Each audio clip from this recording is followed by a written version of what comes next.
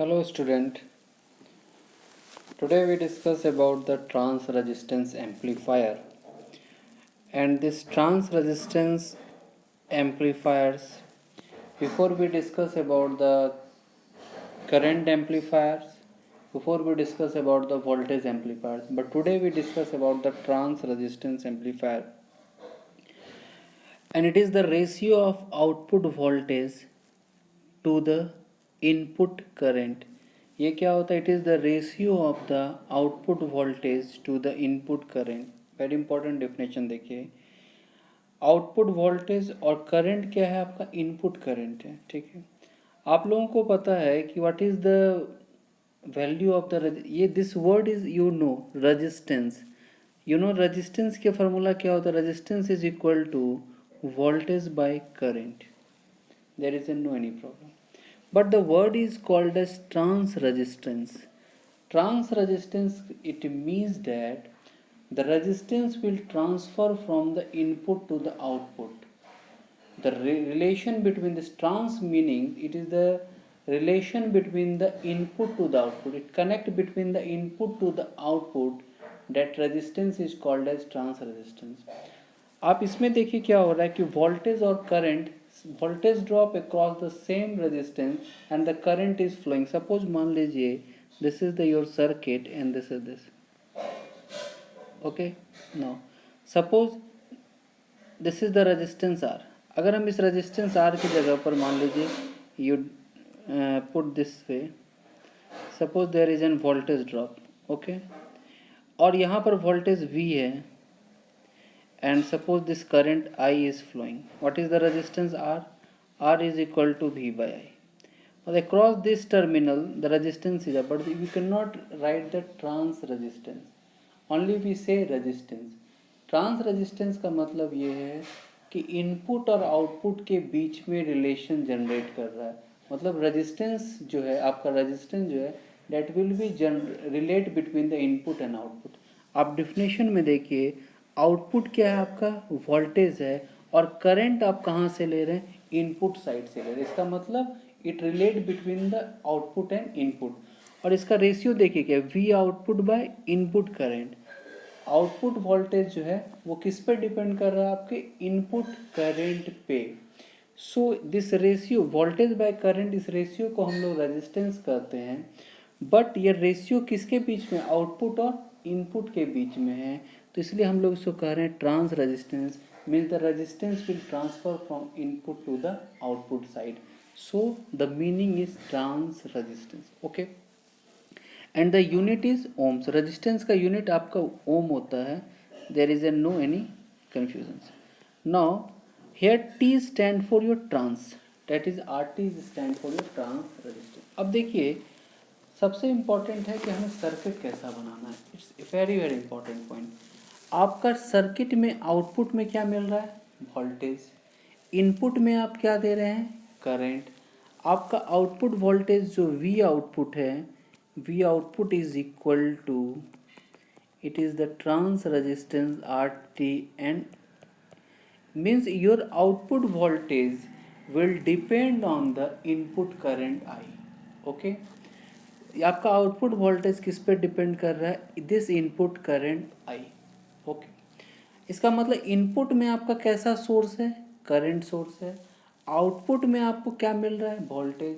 तो अगर आप इनपुट में करंट दे रहे हैं, इसका मतलब आपका जो कनेक्शन होगा इनपुट साइड में वो पैरेलल कनेक्शन होगा. Just we discuss in the current amplifier.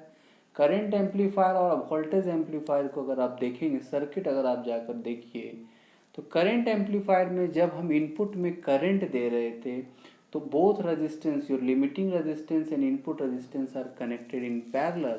और जब हम वोल्टेज सप्लाई दे रहे थे तो वोल्टेज सप्लाई में आपका सीरीज में कनेक्शन. तो यहाँ देखिए, ये दिस आर द कॉन्सेप्ट. आपको इस तरह से समझना है कि कब हम सीरीज कनेक्शन करेंगे और कब पैरेलल. आपको ये तो समझ में आ गया कि इनपुट में हम क्या दे रहे हैं? करंट. आउटपुट में क्या मिल रहा है? वोल्टेज. इसका मतलब जो आउटपुट साइड होगा वो सीरीज कनेक्शन होगा और इनपुट साइड में पैरेलल कनेक्शन होगा. क्यों? क्योंकि इनपुट में करंट है. Now this is the circuit diagram of your trans resistance, and this is the circuit diagram of your trans resistance. Okay,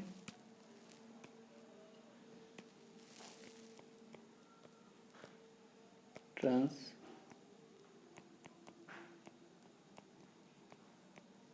resistance. Okay, now you see in the input side, and this is your output side, and we see in the input side due to current, क्योंकि आप input में क्या दे रहे हैं, current, तो current में दे रहे हैं तो हमारा कनेक्शन कैसा है, पैरेलल कनेक्शन है। आउटपुट में हमें क्या मिल रहा है, voltage V see, this is your output voltage V output. Output में आपको वोल्टेज मिल रहा है तो the connection is series connection. Okay, and this input voltage will this output voltage will depend on the input current, so this is the dependent source II, and this dependent source is multiplied by RT, and the whole thing is your resistance multiplied by current is equal to क्या होता है, voltage. So this dependent source is voltage source. ये dependent source आपका कैसा होगा, voltage source होगा, क्योंकि R T into this current is nothing can be your voltage. तो हम यहाँ पर कह सकते हैं कि आपका आउटपुट वोल्टेज कंट्रोल किससे हो रहा है, your output voltage is controlled by the current, so it is called as current controlled voltage source. So this trans resistance is another name is current controlled voltage source. क्यों, क्योंकि आपका output current को controlled कौन कर रहा है, current, this is the current control कर रहा है। और ये जो आपका सोर्स है वो कैसा सोर्स बन रहा है आउटपुट में, voltage source. This voltage source is controlled by this current, so it is called as current controlled voltage source. We understand. अब आप जाकर देखिएगा जब वोल्टेज एम्पलीफायर और current amplifier we see in this lecture, तो your current, this dependent current source is depend, this is current controlled current source in this case where the current is current controlled है। अगर dependent, अगर आप current amplifier को अगर आप देखते हैं आउटपुट साइड में देखिए तो आप हम लोग करंट डिपेंडेंट करंट सोर्स बनाते हैं, और वह डिपेंडेंट करंट सोर्स आपके किस पे डिपेंड करता है, करंट पे। बट यहाँ पर जो करंट कंट्रोल्ड है ये किस तरह का सोर्स है, मतलब this voltage source is depend on your current, so it is called as current controlled voltage source. Okay,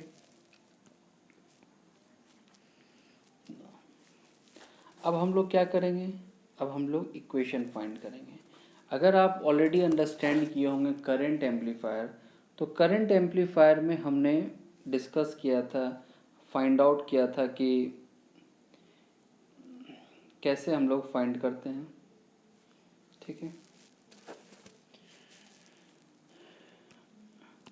चलिए सेम मेथड हम करंट एम्पलीफायर की तरह ही मेथड से अप्लाई करते हैं। हम क्या करते हैं कि यहाँ पर एक, this is your principal node, voltage मान लेते हैं V, और हम इनपुट साइड को देखते हैं कि हम इनपुट साइड को फर्स्ट फाइंड आउट करेंगे और फिर हम आउटपुट साइड को फाइंड करेंगे। Now we go, this is the input circuit.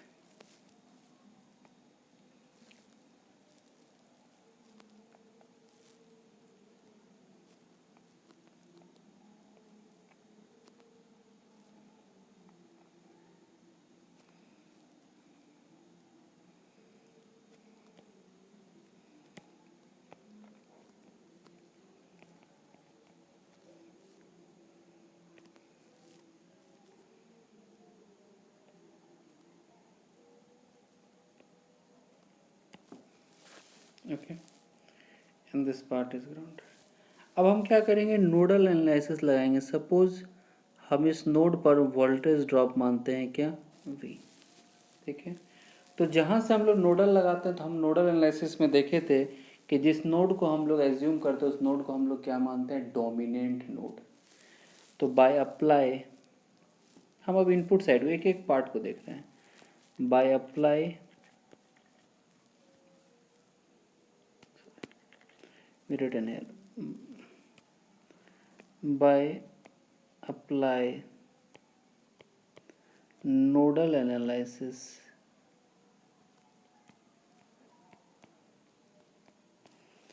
at node at input side।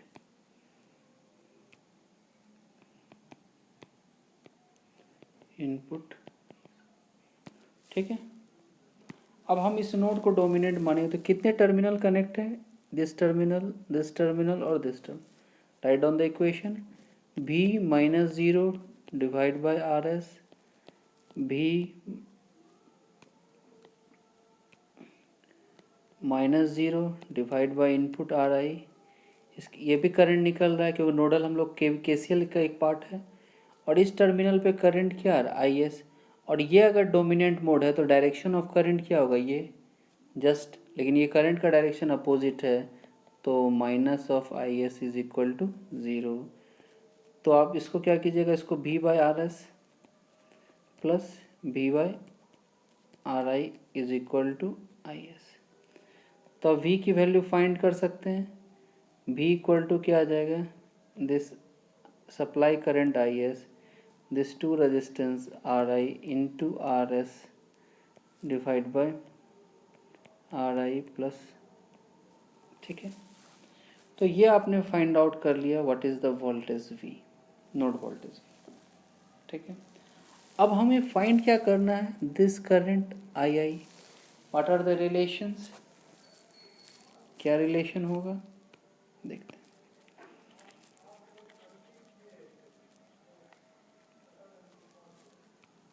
This is equation 1। Now what is the current I I, this input current को हम लिख सकते हैं v minus zero divide by R I across this. इस node पर voltage v, यहाँ पर node voltage ground है आपका ज़ीरो, तो v minus zero divide by R आई, ठीक है। v के जगह पर हम क्या पुट कर सकते हैं, this value I S, this R I multiply by R I into R S upon R I plus R S, ये होगा। In this case your R I से आर आई कैंसिल, कोई problem, no problem. R I से आपका R I cancel हो गया। No this I S, okay. Now I erase this equations already written. Now II, this input current II is equal to I of S into RS upon RI plus RS। अगर आपको याद हो तो जब हम current amplifier निकाल रहे थे तो this equations is already find out. हम लोग इनपुट साइड में सेम इक्वेशन फाइंड आउट कर चुके हैं इन करंट एम्पलीफायर। तो इस तरह से हम लोग input current I of I find कर लिया और इसको हम लोग इक्वेशन 2 डिफाइंड किए। This is equation 2। नाउ अब हम लोग क्या करेंगे, आउटपुट साइड को देखते हैं। What is your output, output में आपका क्या है, एक डिपेंडेंट वोल्टेज सोर्स है, that is R T and this input current I. Voltage source होने के कारण कैसा कनेक्शन होगा, सीरीज में आपका ये टोटल कनेक्शन होगा लाइक दिस। और ये आपका होगा R L, this is R not, और इसके क्रॉस आप मान लीजिए करंट जो आपका फ्लो हो रहा है that is I not, and in this terminal the voltage is V not, ठीक है। नाउ अब आप क्या कीजिएगा, एक केवीएल लगाइएगा, that is mesh equations. We already discuss this mesh equation. तो फाइंड आउट कीजिए क्या आएगा, R not into I not plus I not into R L minus R T and this input current I is equal to 0. Now what is I naught? I naught is equal to RT into II divided by R naught plus RL. Okay, this is the output equations and we written the equation 3. Okay. Now we start the output voltage. The output voltage is written as this current is flowing here. This is equal to I naught into RL. Okay. Now put the value of I naught here. तो V naught is equal to I naught की जगह पे put कीजिएगा RT into this current IA plus R naught into RL into this resistance of RL. Okay, now this is the equation 4 is written. This is the equation 4. अब आपका equation 4 आ गया और आपका equation 2 आ गया. अब हम लोग डिस्कस करेंगे this is the practical conditions of your trans resistance. Now next, now we go to the equation 2. अगर आप इक्वेशन 2 लिख रहे हैं तो क्या है equation 2? I of input current I S into what is this RS upon RS plus RI. This is the equation 2. आप equation 2 को देखिएगा. दिस इज देख. अब हमको इन आइडियल कर trans resistance, in ideal trans resistance अगर हम ideal trans resistance बनाना चाह रहे हैं, if you draw the ideal trans resistance, तो क्या कंडीशन होगा? कंडीशन ये होगा कि this total supply current is transferred to the input side. Just we discuss in the current amplifier. अगर हम सेम केस अगेन हम डिस्कस कर रहे हैं, R S is equal to are I is equal to 1 ohm, तो your input current I I is equal to क्या हो जाएगा? I S by 2. मतलब क्या होगा कि जो आप सप्लाई दे रहे हैं उसका जस्ट हाफ आपके इनपुट साइड में ट्रांसफ़र होगा. तो आपका क्या फोकस होता है कि all the supply will transfer to the input side. This is the ideal condition. मतलब जितना आप एग्ज़ाम में लिखें उतना अगर आपको मार्क्स रिफ्लेक्ट हो जाता है तो this is the ideal conditions. ठीक है, तो हमारा मेन एम क्या होता है? यही होता है कि जितना हम सप्लाई दे रहे हैं तो total supply will transfer to the input side. तो व्हाट आर द कंडीशंस? तो क्या कंडीशंस होगा?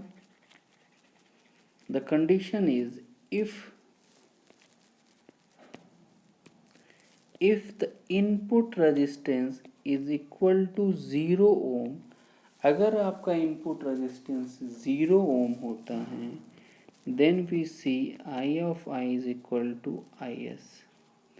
It means that the supply current is 100% transfer to the input side.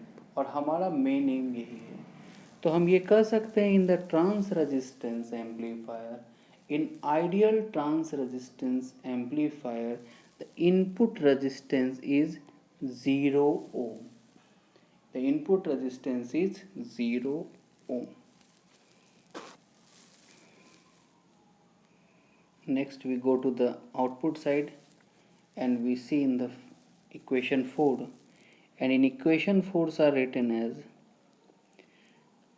V output is equal to RT into this I current, that is RL upon